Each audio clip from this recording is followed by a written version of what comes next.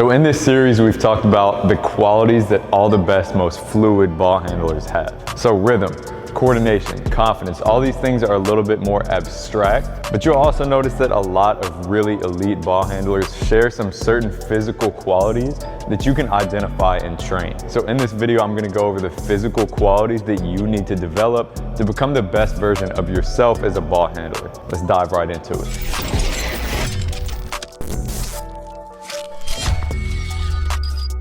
So number one is switching levels. So in other words, raising up and lowering yourself with ease. Moving our center of mass up and down. So a lot more than you'd think goes into this, right? We tell players all the time, for example, to get low, but most of the time we don't even know the mechanism of getting low. So a lot of this comes down to two different parts.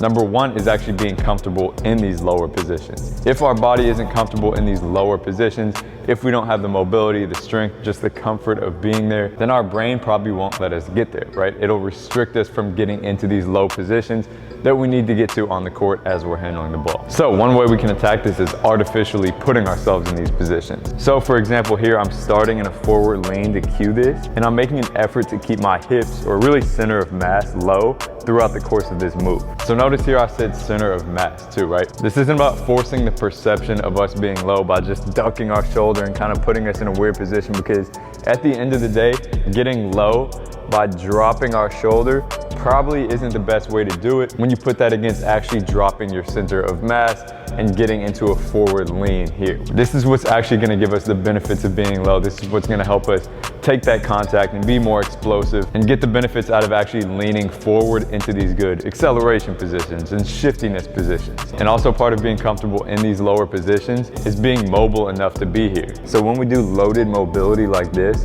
we're telling our brain, hey, we're strong down here, we're comfortable down here, so you can now access this position on the court. Then once we're comfortable being at these lower positions, we gotta work on training to get to these lower positions. So for example, relaxing to drop down or even pulling yourself into these low positions is a really important physical quality to have. So essentially what we're doing is getting comfortable with that destination, with these low positions, and then we're teaching ourselves to get there as efficiently, as effectively as possible. Number two is a versatile core. So notice I said versatile, right? I didn't just say strong, I didn't just say stiff. We have to work through our trunk area, our core area for a bunch of different functions as we're handling the ball. So what I mean by this is that our core creates both motion, so rotation, lateral flexion.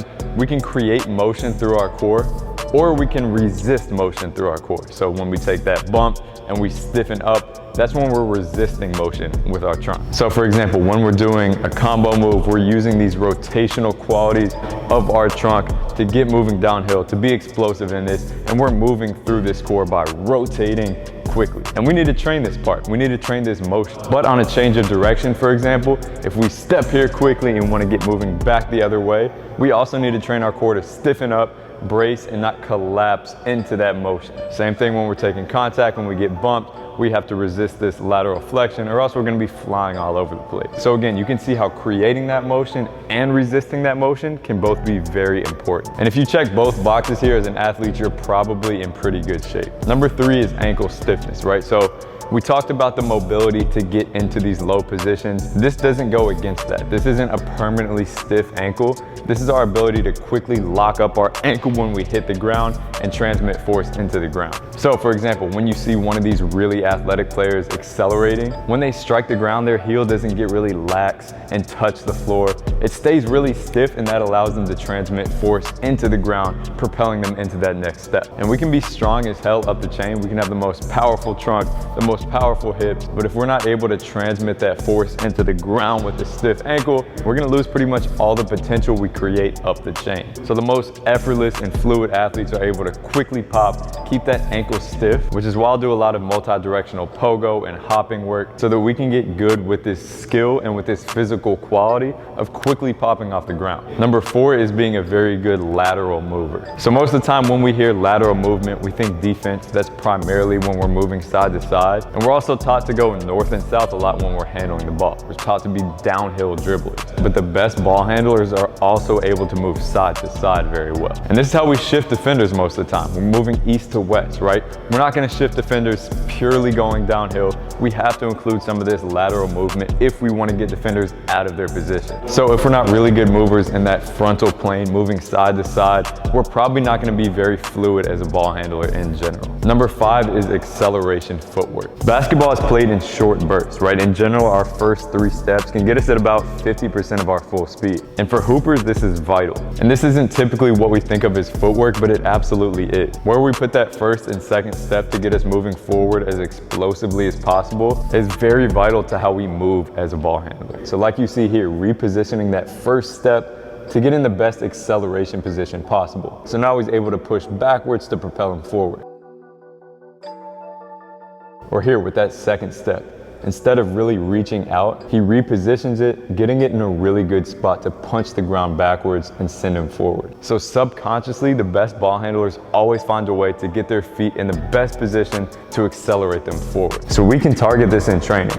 We're repping this out and also using some nice constraints to help our brain feel this movement and get used to doing it. Now, lastly is internal rotation of the hip. This motion right here. When you look at just freeze frames of ball handlers, you'll see this a lot, whether it's on a crossover, whether they're coming to a snatchback. A lot of different motions include this. And this helps us do a couple things. And number 1 is unloading this foot and shifting our weight onto this one. So same thing in baseball, same thing in golf. When we're swinging a baseball bat, we're internally rotating here and we're loading this foot to get us into a swing, which in basketball would probably be a crossover. So this is a really good way to unload that other foot as we put most of the weight here and then we're pushing out of that, and this turns into a really good acceleration footwork. Now I've seen hoopers who use this really well as they play, but I test them for their internal rotation ability off the court, and frankly it's pretty bad. So we're gonna target this in our training. I do have a whole circuit in my ball handling program where we're working through these ranges of motion, getting ourselves used to internally rotating at the hip as we're moving around the court. And it is something that makes us look very fluid, right? When you look at the best ball handlers, once again, they're gonna be doing this a lot just subconsciously. It's how they move. It's an efficient way to move. And it's a part of a lot of the things that we do on the court. So we can target this in our mobility work, in our on-court work, and it's gonna look a little bit different than our standard mobility. So these are just a few really important physical qualities to have as a ball handler. We target all of these and more in the new Ultimate Ball Handling program. It's the most innovative, unique, creative ball handling program you'll find. And it's very accessible, affordable to all of you guys who want to train with me, but maybe you're not in the area or maybe you just cannot train with me. So make sure to go check that out. Link is in the description. Feel free to like this video, subscribe, comment, all that good stuff, and let me know what else you want to see videos about.